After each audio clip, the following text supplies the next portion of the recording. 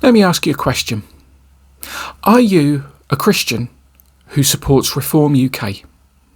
Because there is an increasing number of Christians in this country who are starting to support Reform UK. Very often it's because they want to sock it to the wokes. They want to win this culture war that is being perceived as being in this country. If you are, let me ask you this question. Which words do you follow in order to live your life?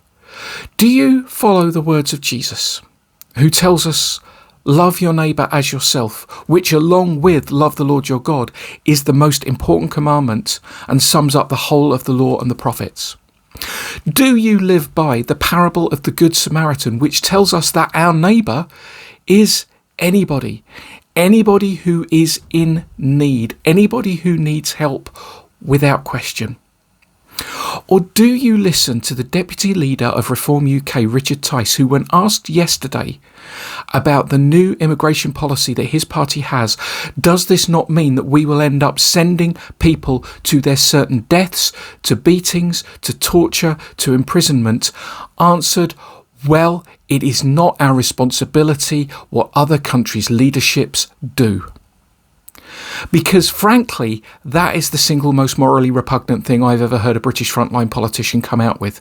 And he said it in answer to a question about people being beaten, tortured, imprisoned and killed. His idea is, they are not from this country, they do not look like us, therefore I do not care. And that is an official policy of his party.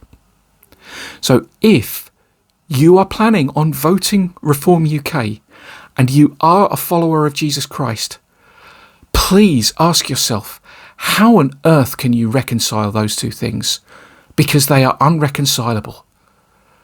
The path of Jesus is one of love, one of acceptance, one of taking care of our fellow human being.